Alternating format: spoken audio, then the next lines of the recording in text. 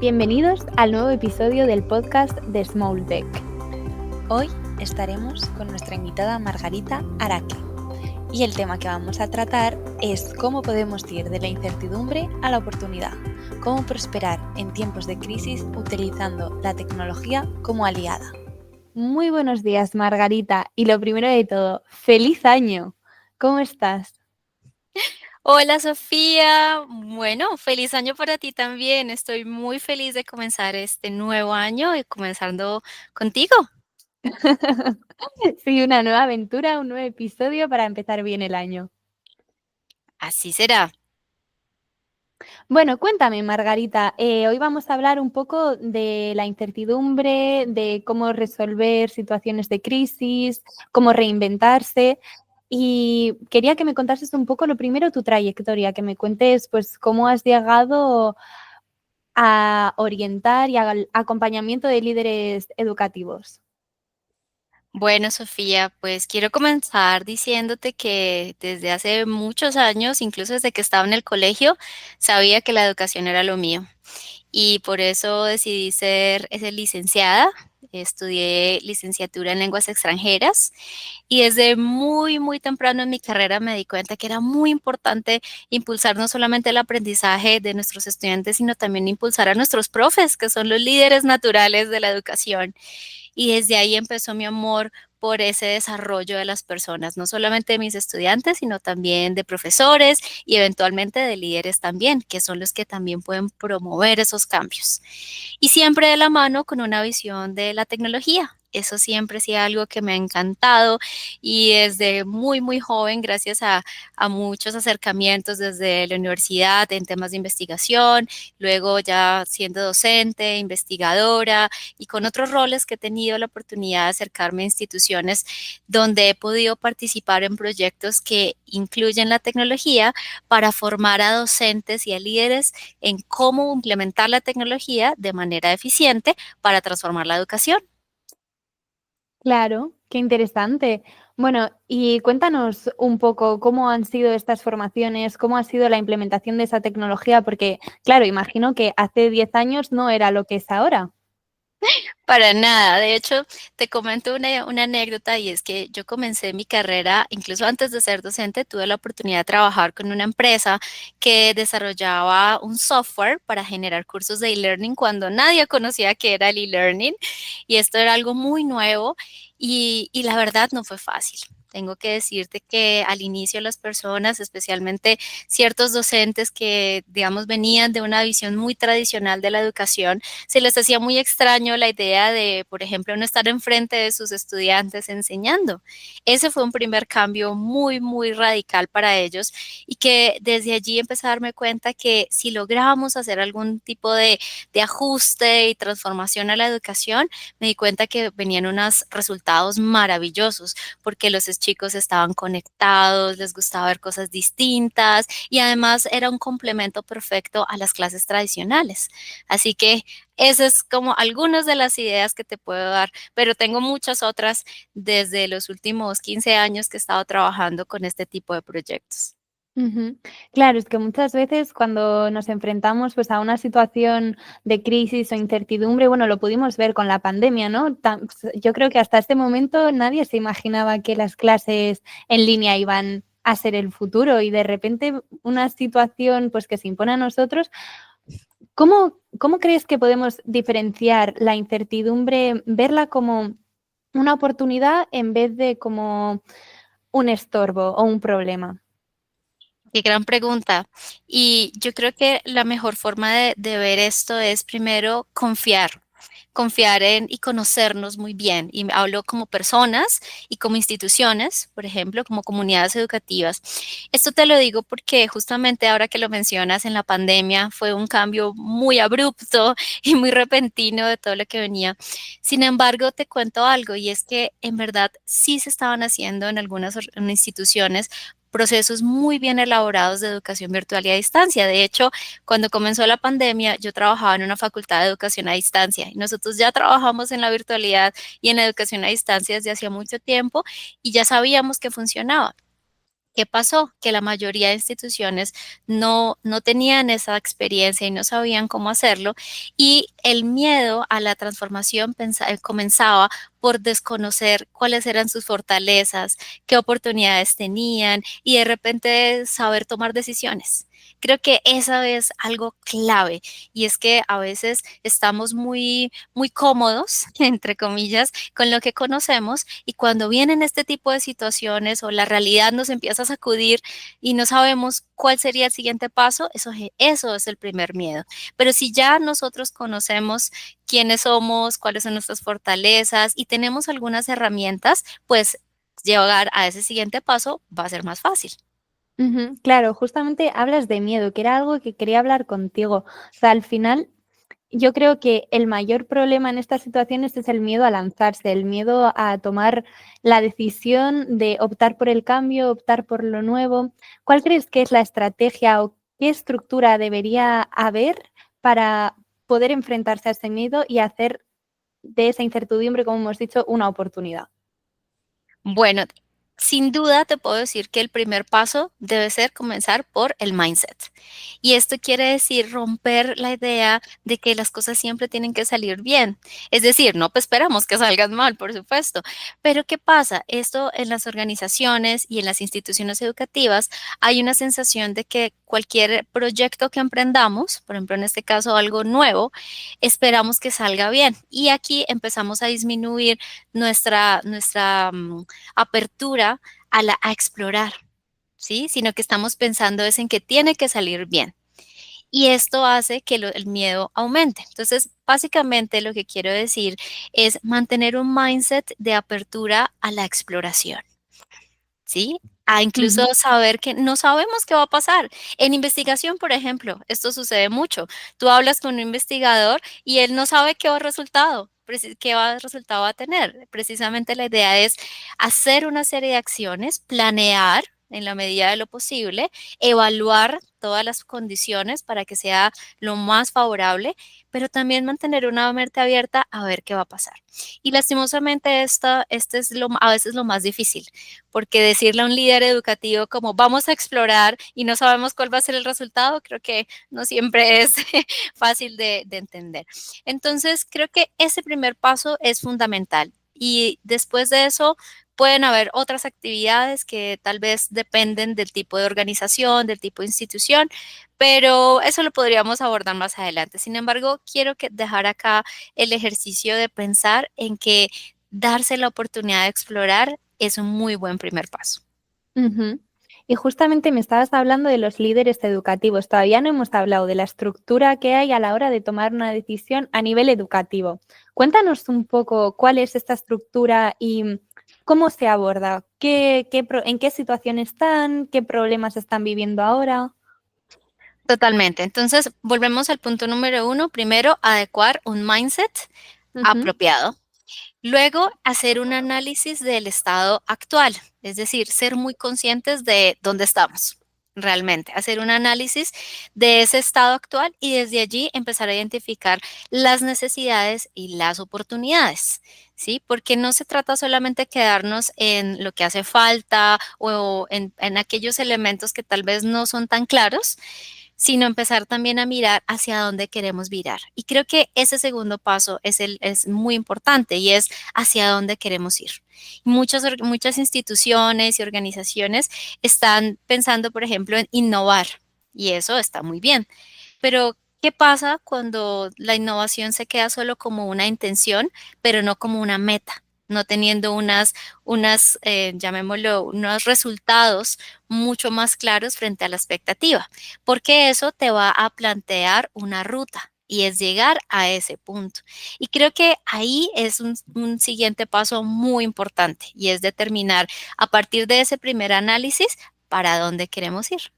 ujú, claro, entonces ya tenemos el punto uno y el punto dos. Y dentro de este camino de innovación, tomar riesgos, lanzarse, ¿qué personajes intervienen? Porque, claro, por lo que hemos hablado o por lo que yo he podido aprender en este sector, em, al final los líderes educativos que considero que son uno de los personajes principales en esta historia, digamos, Ujú. muchas veces se enfrentan a una sobredosis de información, están continuamente recibiendo ofertas y yo creo que, bueno, se pierden un poco. ¿Cómo podemos estructurar? Cuéntanos un poco desde tu experiencia.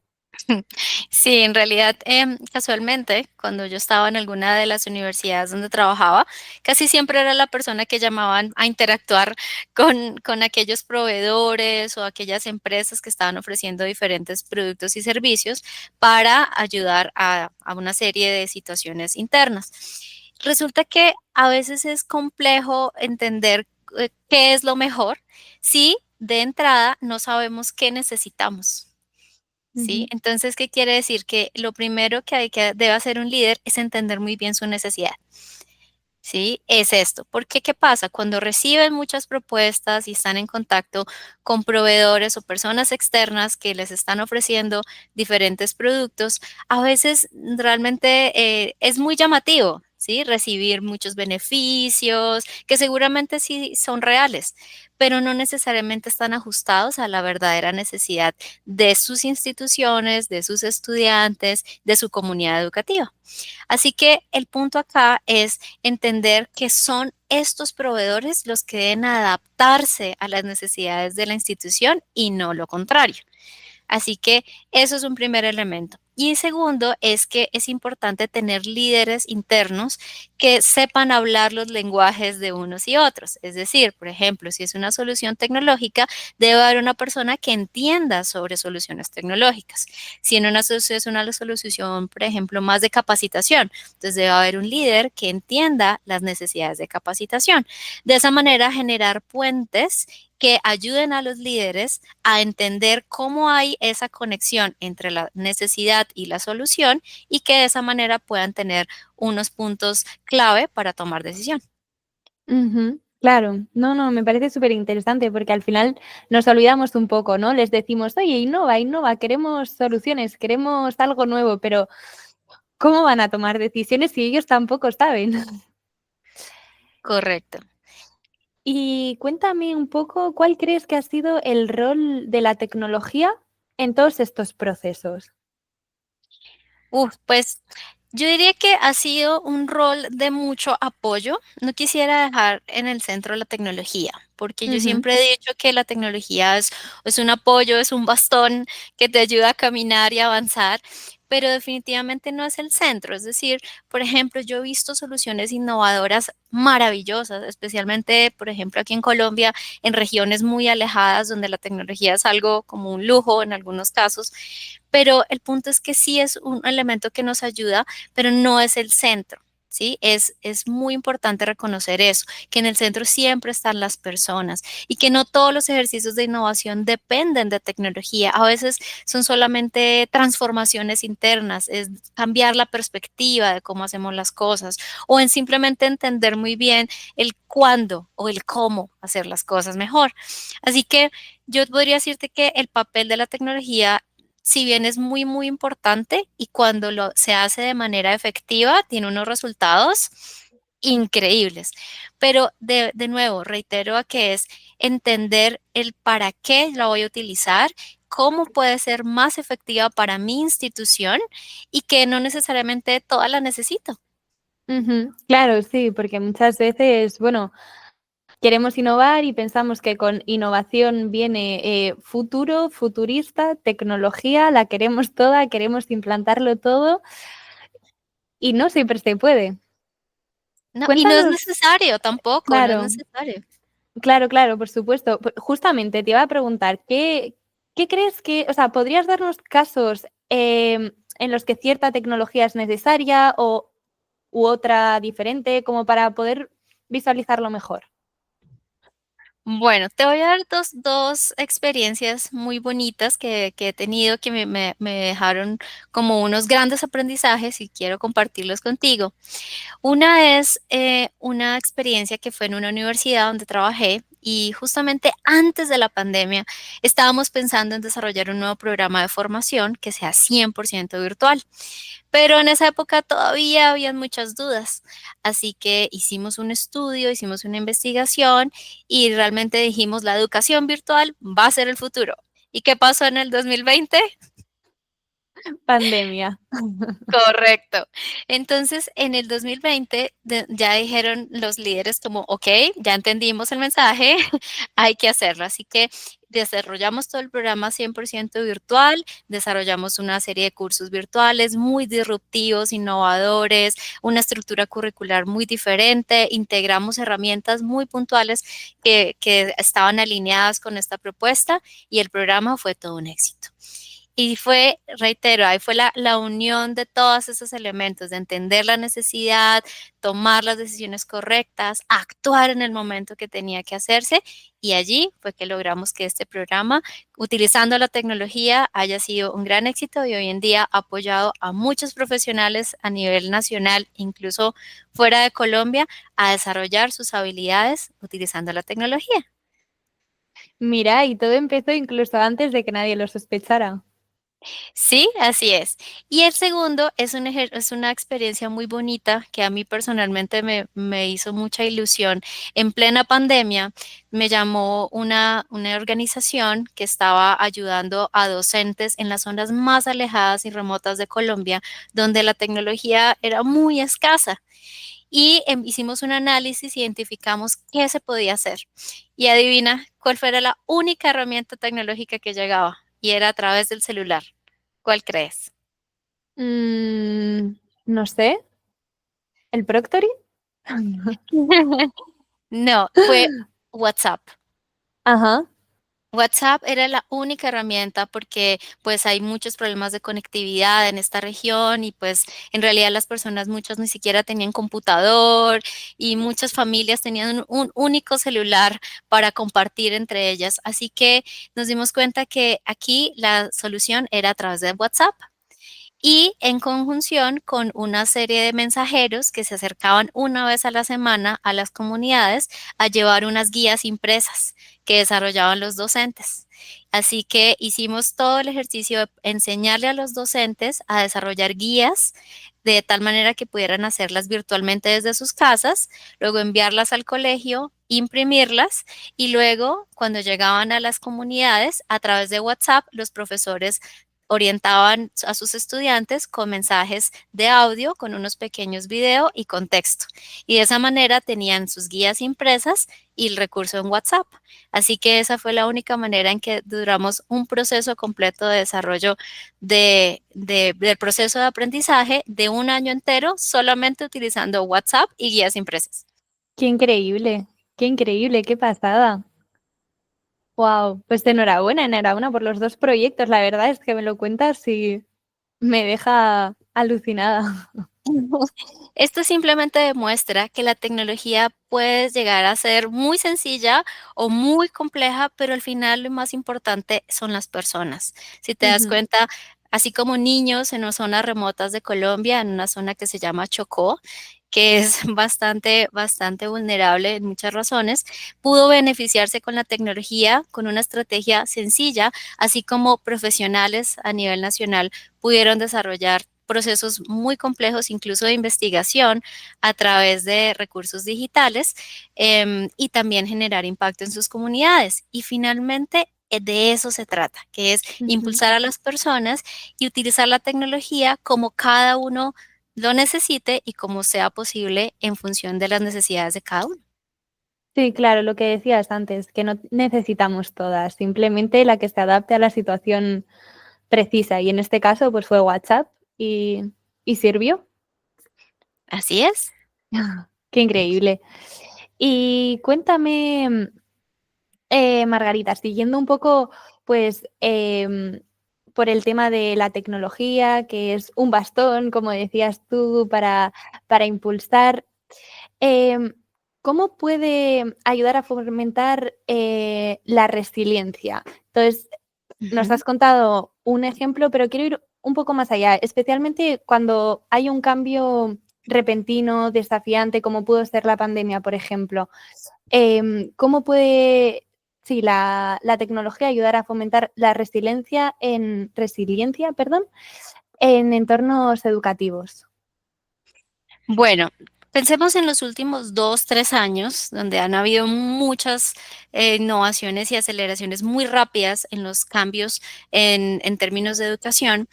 Te puedo decir que hay 2 claves frente a la resiliencia. Uno es que como podemos ahora implementar la tecnología de manera más rápida, esto ha ayudado a que podamos hacer pruebas y recoger datos y entender qué funciona y qué no mucho más rápido. Así que de esa manera, si algo no funcionó, podemos rápidamente cambiarlo. Y eso hace que nos sentamos más seguros y empecemos a perder el miedo a esas transformaciones.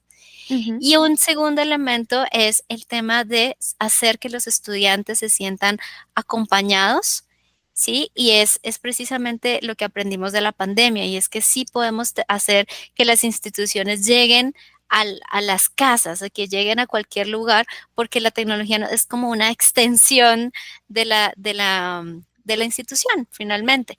Así que yo creería que en esas dos líneas, y es pensar en que la tecnología es como que impulsa y acelera. ujú, Y en ese sentido, pues hace que las personas, incluso cuando fallan, cuando las cosas no salen como queremos o cuando estamos sintiendo un dolor en las instituciones, pues puedan aprovechar la tecnología para ayudarse y para que las cosas puedan cambiar de manera más rápida y entendiendo, gracias a los datos, qué pudo salir mal y cómo podemos mejorarlo. ujú. Claro. ¿Y qué tendencias crees que van a marcar el futuro de la educación? Tendencias tecnológicas. ¿Hacia dónde vamos? Bueno, indiscutiblemente hacia la inteligencia artificial. Y es Ujú, que yo soy embajadora de la inteligencia artificial en educación. Quiero contarte a Sofía que yo realmente llevo conociendo la inteligencia artificial y trabajando con ella en temas de implementarla en educación desde hace ya varios años. Y te puedo decir que el salto en los últimos 3 años ha sido exponencial. Es decir, veníamos como con algunas ideas y muy incipiente implementando esto, lo veíamos como algo muy auxiliar, pero ahora con lo que tenemos es increíble lo que se puede lograr y que todos se puedan beneficiar. Por supuesto, los líderes educativos, los docentes, los administrativos y sin duda los estudiantes. Así que, número uno, la inteligencia artificial nos va a ayudar y nos va a impulsar de maneras cada vez más rápidas y creo que es muy difícil anticiparlo, pero te puedo decir que sin duda esa es. De la mano, preparar a las personas. Porque a mí me preocupa, Sofía, que las personas empiecen a implementar la inteligencia artificial, pero no se conviertan en mejores personas para saberla usar. Y eso sí es preocupante. Así que de la mano de esa inteligencia artificial, la tendencia es en que debemos preparar a las personas a hacer un uso correcto de estas tecnologías. ujú. Así que, por ejemplo, ¿tú has escuchado de un concepto que es la inteligencia digital?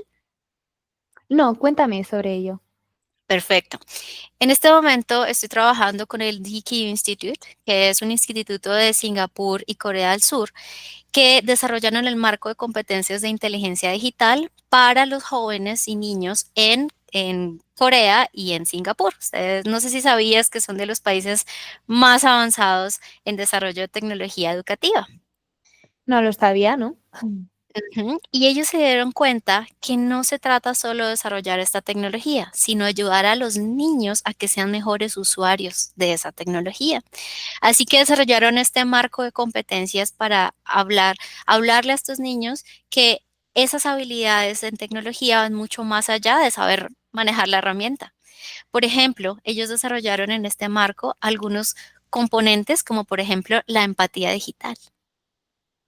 Desarrollaron otra que es, por ejemplo, ser ciudadanos digitales y así sucesivamente. Entonces, ¿qué pasa?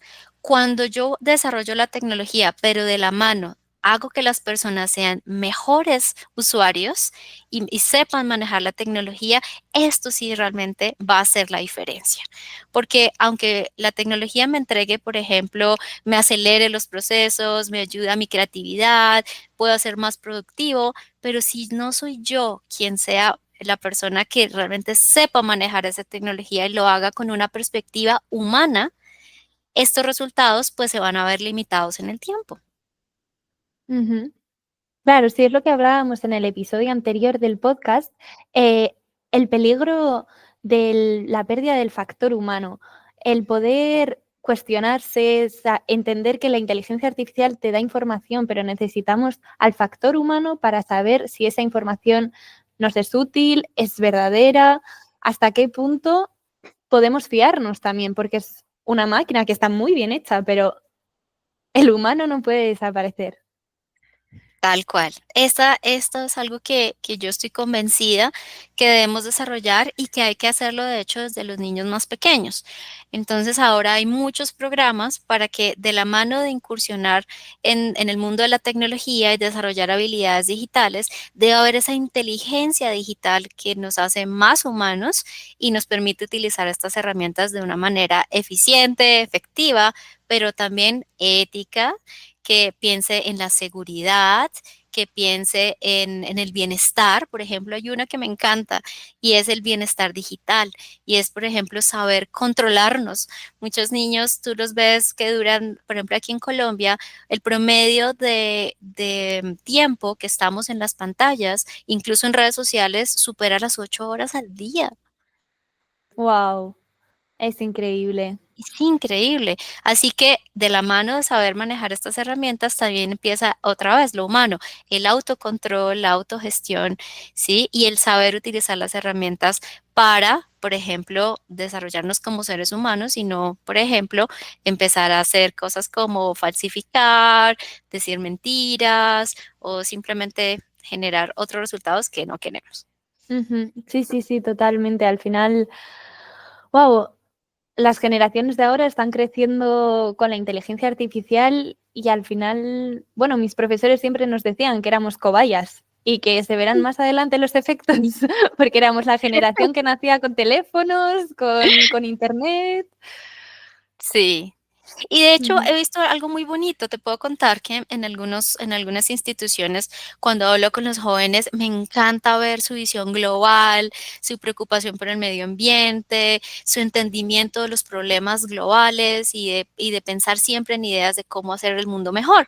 Esto me parece maravilloso porque la tecnología los ha hecho mucho más abiertos y como sienten que todo cada vez más rápido y está disponible, pues esto les genera una mentalidad de pensar en soluciones más que en problemas, ¿sí? Pero al mismo tiempo veo la contracara, por ejemplo, en las redes sociales, donde veo a los chicos demasiado preocupados por su imagen, donde veo también algunas tendencias como por ejemplo que ya no socializan igual que antes, ¿sí? Y cómo perciben también el mundo o cómo debería ser el mundo versus su realidad y esto les genera un tema emocional complejo.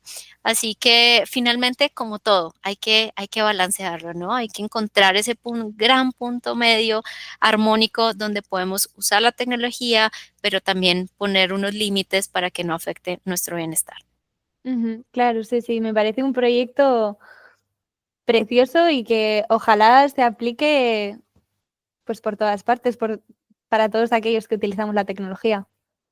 Cuéntame, ¿podrías decirme un consejo para los educadores y líderes universitarios, líderes educadores, para poder utilizar la tecnología y poder enfrentarse al cambio?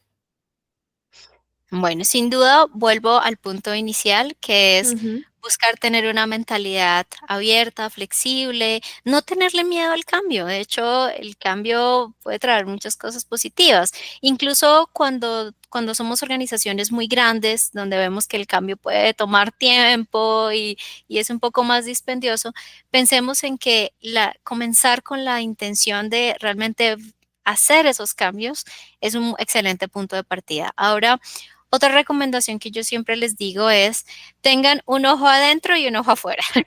¿Qué es esto? Un ojo adentro en su institución, siempre monitorear, tener muy claro los datos, escuchar a las personas también, porque no siempre los datos y lo que piensan las personas son necesariamente equivalentes. A veces los datos nos dicen una cosa y las personas nos dicen otra. Entonces, pensar en entender muy bien la realidad de sus instituciones y, como te decía también, que ellos entiendan sus necesidades y realmente cuáles son sus oportunidades de mejora, por ejemplo, y oportunidades para hacer las cosas diferente. Ahí ya están innovando. Eso adentro. Y hacia afuera, tener una mirada a qué está pasando en el mundo. Ejemplo, hacia dónde debemos virar la educación para preparar a los profesionales del mañana.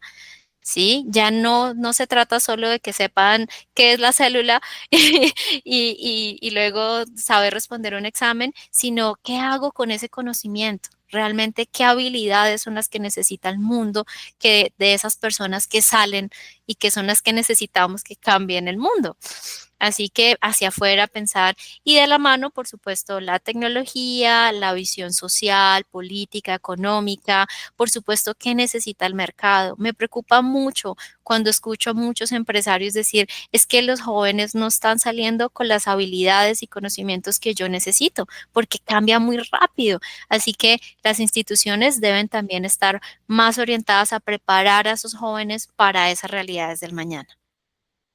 Ujú. Estupendo. Me encanta este mensaje de prosperidad, sobre todo ahora que acabamos de empezar el año. Me dan ganas de empezar también un proyecto nuevo, de lanzarme, de innovar. Vamos a por ello.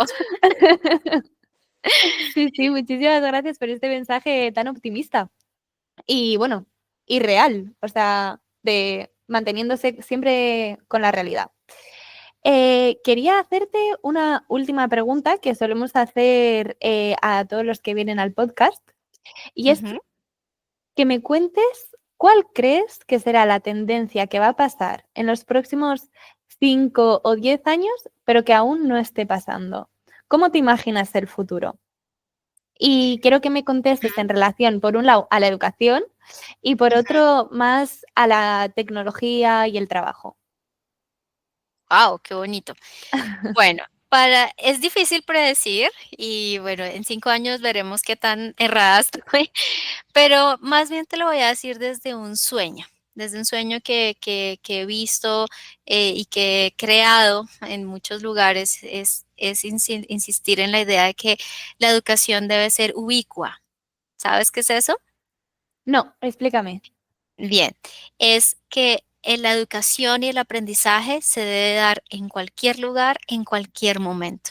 Y es pensar que debemos estar más bien desarrollando un amor por el aprendizaje y que los niños, los jóvenes y todos nosotros debemos estar pensando que el aprendizaje es para toda la vida y que las instituciones más allá de sus puertas puedan llegar a la casa, puedan incluso aportar a la vida de las personas en cualquier momento, en cualquier lugar, que en la educación no debe estar determinada por un espacio físico, por un tiempo, por unas condiciones, sino que pensemos en que el aprendizaje va a llegar en cualquier momento, en cualquier lugar, por cualquier medio. Ahí es donde la tecnología va a tener un gran impacto y que las personas realmente se conviertan en aprendices para la vida, lo que les va a permitir, ahora pasando a la parte laboral, permitir adaptarse a los cambios, permitir sentir que el aprendizaje no está determinado, por ejemplo, por un programa de formación o por un espacio o por una matrícula, sino que el aprendizaje sea algo que va y nos acompaña a lo largo de toda nuestra vida y que simplemente es algo que hacemos, así como vamos a practicar un deporte, como vamos a compartir con nuestros amigos, aprender sea eso, sea haga parte de nuestra vida y no sea solamente hitos que cumplimos, terminamos y pasamos a uno nuevo, sino que sea eso. Y yo creo que sin duda para poder prosperar en momentos de incertidumbre, esa mentalidad de mantenernos abiertos al aprendizaje y adaptarnos constantemente es fundamental. Pues muchísimas gracias, Margarita. Ojalá un futuro así. Ya iremos viendo qué pasa, pero me lo apunto. Qué bueno. Pues nada, Margarita, hemos llegado al final del podcast. Quería agradecerte esta conversación tan interesante que hemos tenido, me ha gustado muchísimo. Mil gracias por haber participado en el podcast de hoy. No, un gusto estar contigo, comenzar el año con esta conversación. Espero que vengan muchas más por el estilo. Y sí, yo soy muy entusiasta en que realmente lo que se viene para el futuro, más que miedo y más que incertidumbre, es una oportunidad de adaptarnos, de transformarnos y, ¿por qué no, prosperar? Ujú. Sí, creo que el mensaje de este episodio es atreverse al cambio y lanzarse, porque nos pueden esperar muchas cosas buenas y bueno, con acompañamiento siempre es más fácil llegar, hay que quitarse el miedo, pedir ayuda y Total. lanzarse. Así es, pedir ayuda. Hay personas como y organizaciones como con las que yo trabajo o incluso directamente conmigo, como que estamos muy comprometidas con ayudar a personas y a organizaciones, y por supuesto a sus líderes, a que tomen las mejores decisiones, a que pierdan el miedo al cambio y que poco a poco empiecen a ver esas transformaciones que tanto están buscando. Qué mensaje tan bonito para empezar el año, Margarita. Bueno, Estupendo. Pues muchísimas gracias, Margarita. Espero que nos veamos muy pronto. gracias Sofía por la invitación, un gusto estar con ustedes y pues bueno, que sea un excelente año para todos. Igualmente. Muchísimas gracias a vosotros por escucharnos. Este ha sido el episodio del podcast de Small Tech, de la incertidumbre a la oportunidad, cómo prosperar en tiempos de crisis utilizando la tecnología como aliado. Esperamos que os haya gustado y veros muy pronto. No olvidéis suscribiros a nuestro canal.